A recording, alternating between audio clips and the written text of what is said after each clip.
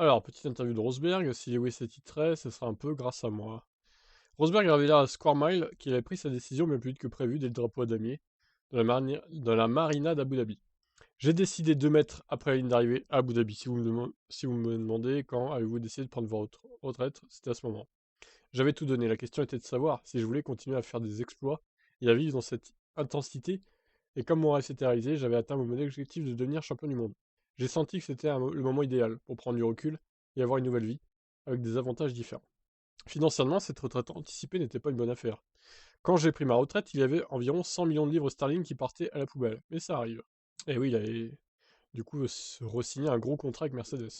Rosberg précise pourquoi il avait tant besoin de cette retraite. Hamilton avait quelques faiblesses, mais si peu que l'Allemand avait dû tout donner jusqu'à l'épuisement professionnel. Pour gagner un championnat du monde de Formule 1, vous devez d'abord regarder votre rival. Dans ce cas, c'était Lewis. Il était le seul vrai rival, et il a maintenant prouvé qu'il était le meilleur de tous les temps, donc le niveau est incroyablement élevé. Mais comme c'est le cas pour tout être humain, il y a aussi des faiblesses. Tout d'abord, il est important d'être à son 110% absolu pendant toute la saison, car si vous faites moins, vous n'aurez aucune chance contre lui.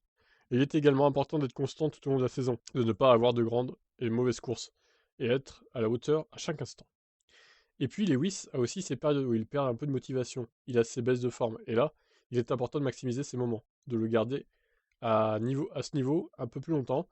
Si tous ces ingrédients sont réunis, vous avez une chance, c'est ce qui s'est passé en 2016. Rosberg a même perdu du muscle volontairement pour maximiser ses chances. Le moment décisif a été à Suzuka où j'ai obtenu la pole position pour 2 centièmes de seconde.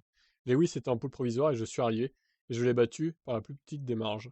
2 centièmes pour moi, c'était les muscles de mes jambes que j'ai perdus pendant la pause estivale en arrêtant le vélo. Au final, l'affrontement fut si intense entre les deux hommes que Nico Rosberg estime que Hamilton a beaucoup appris de lui. Si Lewis gagne face à Verstappen, Rosberg pense ainsi que ce sera un peu grâce à lui. Ouais, ouais, peut-être. On va dire qu'il a peut-être retenu des leçons de sa lutte avec Rosberg, quoi. Je ne sais pas, il faudra lui demander s'il a appris quelque chose. Vous grandissez généralement après dans l'échec. Donc il est très probable qu'il ait grandi et se soit amélioré depuis cette année. Mais je ne sais pas. Vous savez, si Hamilton gagne le championnat cette année, peut-être qu'il dira c'est grâce à Nico. J'aurais pas pu le faire sans lui. Ah, il va évidemment remercier Nico Rosberg hein, à Abu Dhabi 2021 s'il gagne le titre, évidemment. Hein. On le prédit bien volontiers. Non, évidemment, il s'en foutra de Nico Rosberg. Bah, moi, j'ai rien contre Rosberg. Hein. J'ai trouvé que c'était un très bon pilote. Je le trouve assez sympa même. Et je respecte hein, qu'il soit vraiment parti d'une façon soudaine de la F1.